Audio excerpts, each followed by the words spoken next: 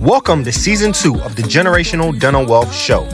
Season 2 is all about increasing dental financial IQ. We do record these live in studio at Team Studios, so if you want to see the video format of this show, go ahead to Spotify or YouTube. Also, if you want to join the Generational Dental Wealth community, go ahead to teamfinancials.com/educate. Let's hop into it. Welcome to the Generational Dental Wealth Podcast. My name is Dr. Jermaine Affetti. My name is Kingsley Affetti, CPA. And we are here for part 2 with Dr. Octavia Miller. Let's hop right into it. It's gonna be special. It's gonna be special. So we never like to hop into an episode without having a little bit of fun. So in your opinion, Doctor, what would be the perfect vacation for you? Lay it out. What's going on? Oh, a perfect vacation. Quiet, first of all. Okay. I talk so much during the week, like I don't want to hear anything. Maybe some sounds of some waves, Okay. some So beach beach. vibes, Okay. but a little greenery. So I'm thinking like Costa Rica. Oh. Costa Rica, lush, beautiful. You can chill if you want to. There's some things to do, some adventure. And you Yeah. just want to lay out, then you just lay out. And that's the perfect weekend. See, Wow. she big time. I'm a doc and I've never been to Costa Rica. See, I got to. You got to relax.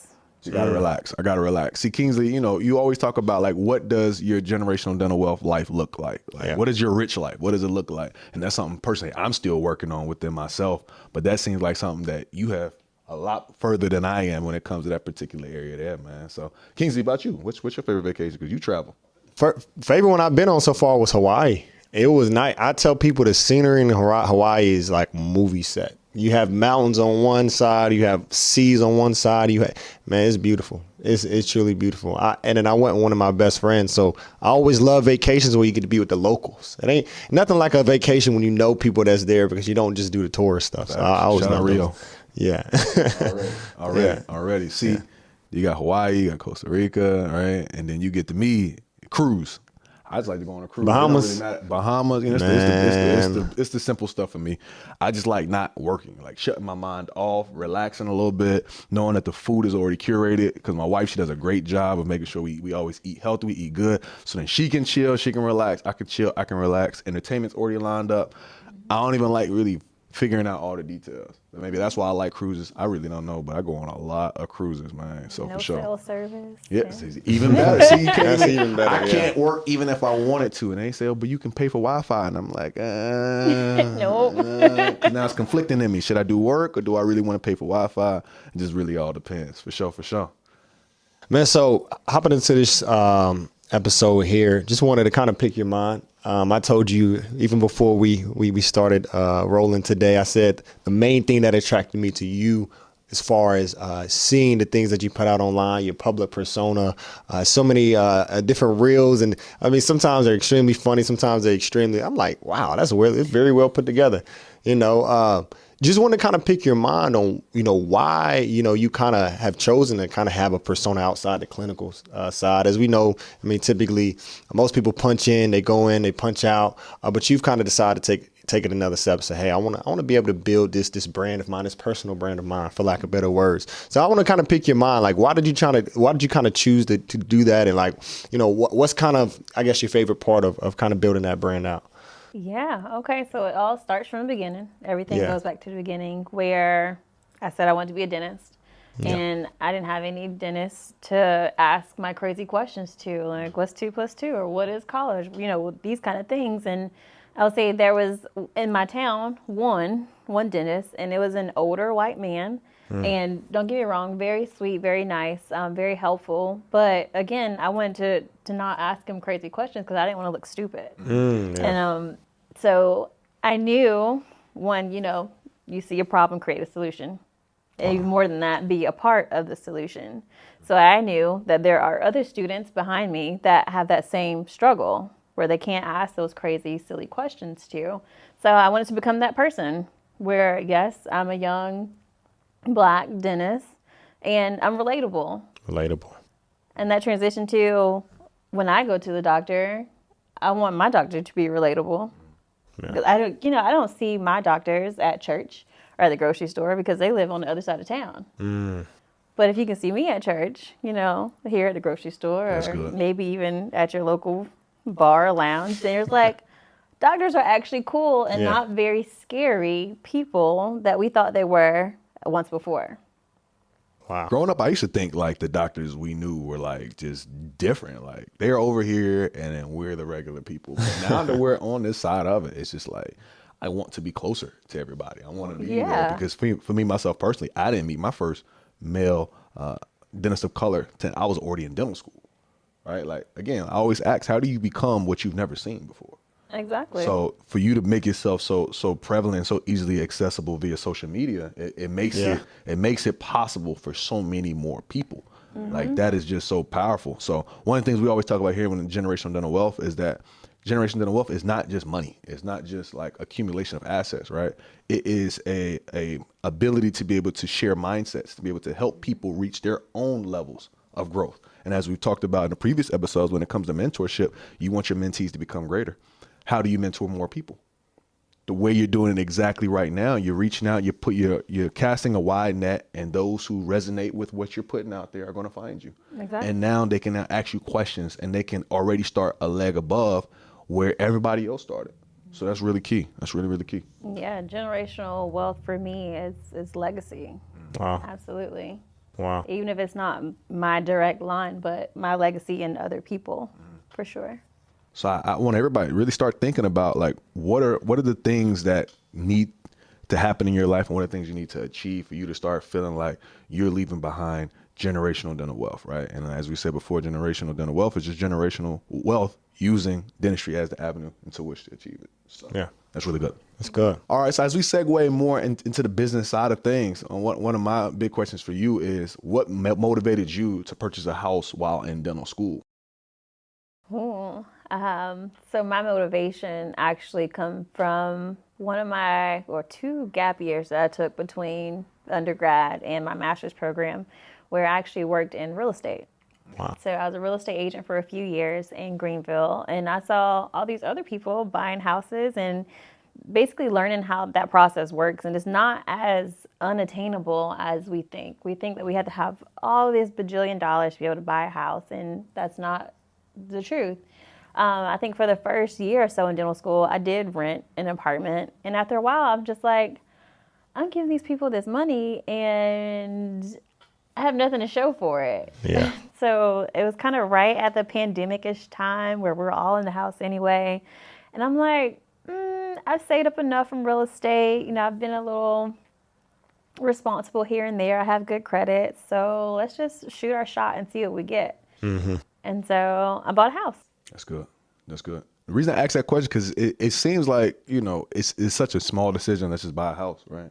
But again, like having two younger brothers after me and knowing that so many other people are going to come after me, I think to myself, like, how do we solve generational problems, right? Like, we know anybody who's going to go to East Carolina or go to UNC or go to any college in particular, they're going to need somewhere to stay, right? Mm-hmm. Like, there are common things that it doesn't matter if 20 years from now or 15 years from now, they're going to have to deal with this same similar challenges, right? So we know if one of our kids end up going to Chapel Hill one day, that's going to be a common issue, right? So we bought in Chapel Hill when we went to dental school in Chapel Hill. And I say this because it's the difference between generational wealth and not is really a few small decisions.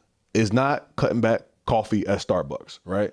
It's knocking out the home runs when they present itself, right? So when you do get that opportunity, it's acquiring that piece of property or putting yourself into that great first position of an associateship if you can, because believe it or not, now you have now solved certain things that for now, no one's ever going to have to deal with the issue of where am I going to stay if I get into Chapel Hill, right? Mm-hmm. And then during the meantime, guess what? It can now generate enough income that it can now buy you a vacation a week, or you can now save it and put it into another property. Or let's say you wake up tomorrow and say, I want to practice, I can liquidate, and now I can now have a down payment for a practice. It gives you so much versatility.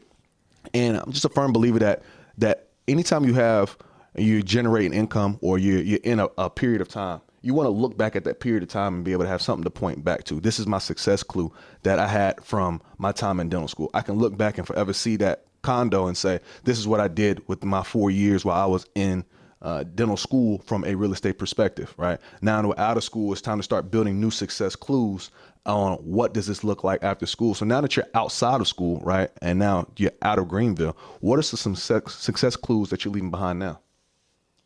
Oh, So I'm still fresh out of school, right? And so I'm still figuring out everything, all the moving pieces to put it together. But I'm still sticking to my core on I'm not here for forever, and where's the next step? What's the next level that I'm trying to get to? Yeah. So my little steps or my little clues now is just kind of coming with my 3 to 5 year plan. I'm here now, and I know I want to be in ownership at some point. How does that look? I want to be someone's wife, someone's mom, and how does that look as well? Which is a lot different. You're like almost making a plan for things that don't even exist. But if you don't make a plan, then you're not going to be ready regardless. So even if those things don't happen, it's not going to deter me or it's not going to backtrack me because at least I did plan for it. That's good. I guess that kind of brings me to, another thought here. What kind of influenced your decision to be a part of the DSO life versus maybe private practice and many other avenues that you could have done? What would you say what was the biggest influence and kind of why you made that decision? Yeah, so I chose my DSO because it was currently or previously on the West Coast, and they had just started moving into North Carolina. So at the time that I signed, there was only one office here and another one opening. And so for me, being the kind of forward-thinking person that I am, that's a great opportunity for growth. That means that there's going to be more offices in the next 5 years that I get to have a piece of growing or developing. And so if I want to own that route, I have an opportunity to own more faster versus somewhere that's already developed. If I don't choose to go that route, then I'm still using that because I didn't do, an extra year or a specialty. I can use that as a gateway to also get those CE credits, get those extra classes, the investment that they invest in people to learn more faster. Yeah. It's so funny as you say that. I think you kind of hit on one of the biggest challenges I personally had coming out of school, where you're surrounded by maybe, people in your profession that you can lean on, ask questions. Opposed for me, when I started, the firm, I didn't know many CPAs to ask these questions to. So you'd be surprised about, how difficult sometimes like that private practice ownership can be, especially the first few years if you didn't have a good foundation. So to kind of combat, because obviously, the accounting field is much different than the dental field, but I never had a kind of corporate structure to necessarily, other CPAs. So I had to do what you said, do a lot of CE, a lot of traveling to go to these different conferences. So I don't know. I think what you hit on right there was so important because many people have the misconception that right after school I have to own a practice or right after school. But it's like you might skip out on a little bit of learning, or you might be able to do the same things much quicker, because you had that experience first. Instead of taking 3 years and making these mistakes, you only take 3 months because you've seen it before. So I think what you hit on there was really important. That's really good. For sure. I mean, right now I'm mentally always thinking about what's the landscape of dentistry looking like, and it's changing and it's evolving. And if you don't change with the times, then you will be left behind. Right? Blockbuster thought that they're going to stand pat, and there's a lot of kids who are born today who will never know what Blockbuster is. Right? So when it comes to dentistry, one thing that I'm noticing amongst looking at different ways of practicing dentistry and different practice ownership styles is that I'm truly seeing that we're on the antithesis of a very big boom within partnerships within practice ownership. But it's become a little bit too restrictive at times, just being the only person in the office and having to be the everything to everybody, right? So as this partnership route is growing, one of the areas that I'm personally focused on trying to figure out what does this look like on a private practice side of things, because in reality, sometimes the decision that we make is not necessarily the best decision. It was just the decision that was most readily available, right? So the goal is for us to be able to share all the different perspectives so people can self-identify and say, these are the different things that work within DSO. These are the different things that work within a partnership. These are different things that work within a solo practice ownership. So now people can now put themselves in their right category to put themselves in the best shoes, because everything that applies to me is not going to apply to you.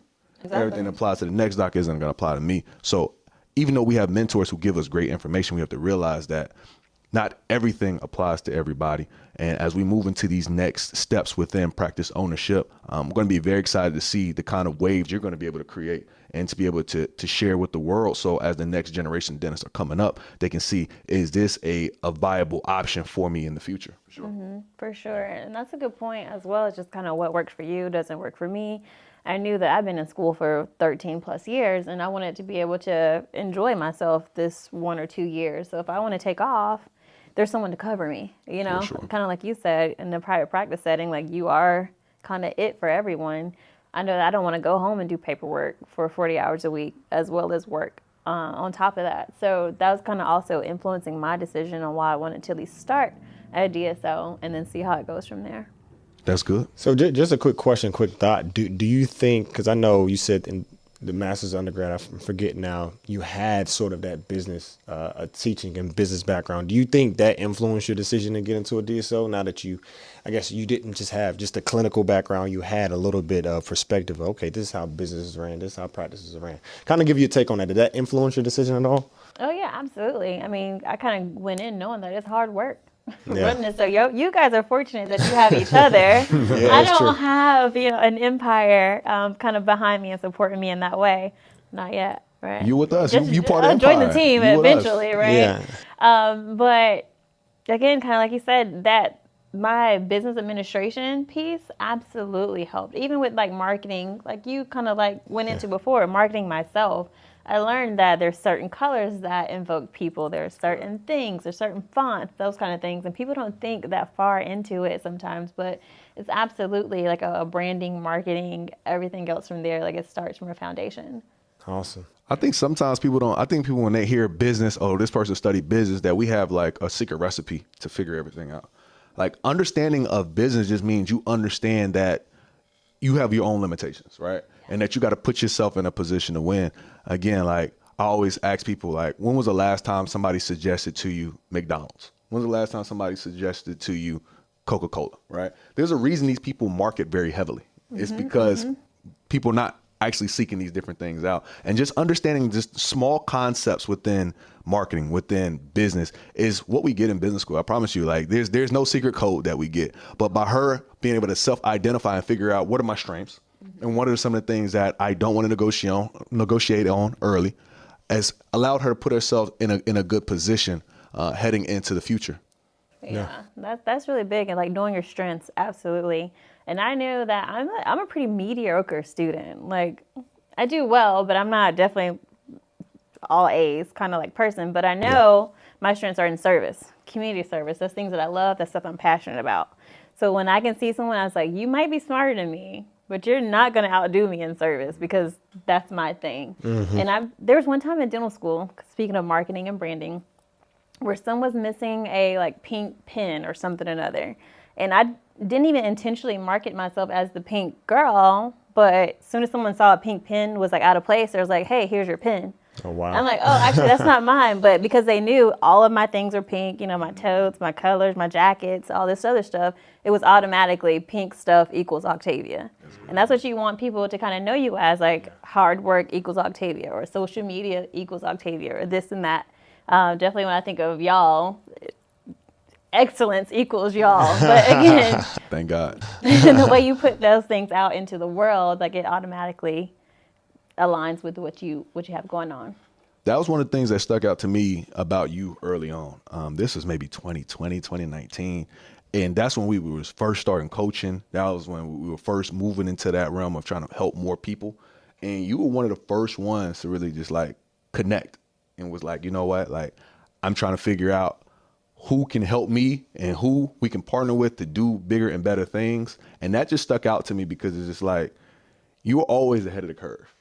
I don't know what it is, but you always find yourself ahead of the curve when it comes to it. And to me personally, I have a very good thing about me. When I see people who are ahead of the curve, I want to be with those people. I don't know what it is. It's just, and it's just, it feels good being with people because when you're expressing certain pain points, when you're talking about certain things, there's a certain level of understanding that goes along with it. So just for me personally, that pops into my head today because I just think about when you saying that, you're a part of Empire now, It just, I think to myself that, welcome. I just think to myself, like you were here before the dental group even started, right? Yeah, like we were already having these conversations. You and I jointly had multiple different engagement opportunities with students virtually, even throughout the COVID time. So just understand, like, and me personally, I'm very big on this. the celebrities in your life are not necessarily people you see on TV, right?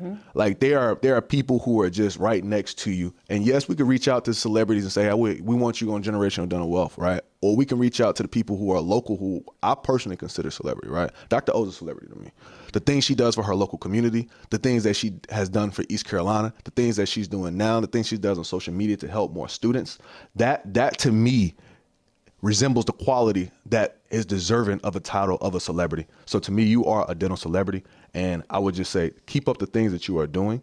And for everybody at home, find those people who are local celebrities to you and really start giving them the flowers early. Let's not wait until either somebody blows up or somebody goes out. Let's figure out ways to start highlighting those levels of achievement now. Yeah, for sure.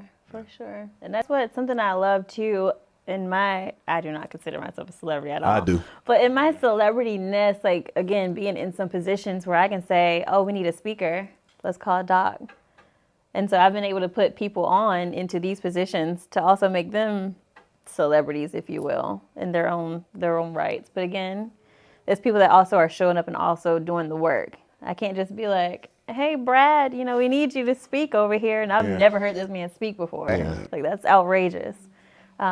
So I'm glad that we, as a unit can put each other on. All right. So I'm glad we got to touch on that. And I'll be remiss not to touch on the subject of just being a woman in dentistry and being a minority woman in dentistry. So I want to ask you this, like, what are some of the challenges that you personally face that would not necessarily be easy for me to identify with, so I can now open my eyes to a certain blind spot when it comes to that? Oh, first things first, no one has probably ever said to you, you sure you're strong enough to pull my tooth out? And I say, well, I ain't lost nobody yet. So it's still a male-dominated world, even though there are still more and more women coming into the field. Honestly, it's lit sometimes. I think sometimes I'm able to relate to my patients a lot more, to kind of give them a softer side when they're in a hard place. But again, at the same time, where they're still questionable, I can say, you need a root canal in the crown, and they'll be like, are you sure? Whatever. And I'm trying to be nice about it. And then like my senior doc, who's a male, would say, yeah, you need a root canal and crown. They're like, okay. So it's just like, it's a thing where people, or in general, don't think women know what they're talking about, when all my life I've had to been 10 times smarter, 10 times harder working, to know what's going on. And so sometimes it bothers me, but not anymore. Sometimes I'll meet someone out in public and I say, hey, I'm Dr. Octavia, this is my office. And then they're like, oh, so you're like the assistant? And I'm like, I just said I'm Dr. Octavia. Yeah.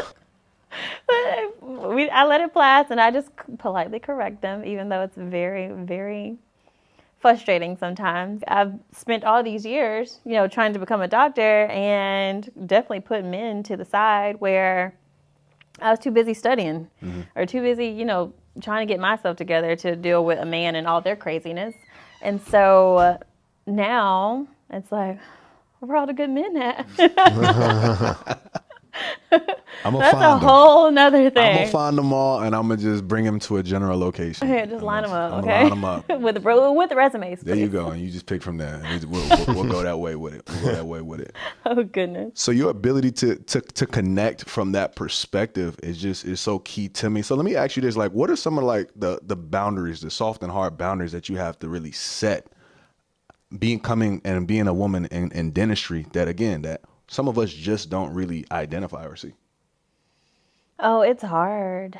Some things, like, you have to be stern for sure. I mean, it's a business, so you can't be everyone's like homegirl all the time, which is hard, because you can reprimand someone and then she's a B word. And you're like, no, I just told you can't be late every day, but now, a B word. That's a super kind of hard balance to find sometimes, especially working with people. Yeah. I have high expectations, and so I expect that of other people. And no matter how nice I say it, it's always going to be misconstrued some way, somehow. I'm still working on that balance on like how to sternly say things, but also not be pushed over or ran over. But That's really good. Yeah. Taking all the hints and tips and tricks on that one. I love that. So as we wrap this up, I just want to make sure we open the mic up to you. Anything you want to talk to, anybody you want to talk to out there? I know you have a lot of followers out there who would love to hear a special message from you. What kind of advice could you give them to help them along their journey? My advice will always be my same advice. Don't be lazy. Do it right the first time. Yeah. And no matter what anybody says, keep going. Simple as that. Simple. That's good. Simple. Straight to the point. We want to thank you for joining us on the Generational Dental Wealth podcast. This was a fun one. Fun. And our first guest. So I appreciate you being a part of the what do you call it? The pilot. Being a part of the pilot almost, you know. So she's thank you a part of the Dental Wealth crew now. Yeah. The first one. Dental Wealth crew alumni now. Yeah, thank y'all so much for having me. Absolute pleasure. We got to get a Letterman. You know the Lettermans? Oh, yeah. Yeah. Oh, yeah. Appreciate everybody for joining us on the Generational Dental Wealth podcast. We'll see y'all next time. Peace. See ya. If you love today's show, you can go ahead and give Dr. Octavia a follow on Instagram at Dr. Octavia. That's Dr. OCTAVIA. Or you can go ahead and give her a follow on LinkedIn at Octavia Miller.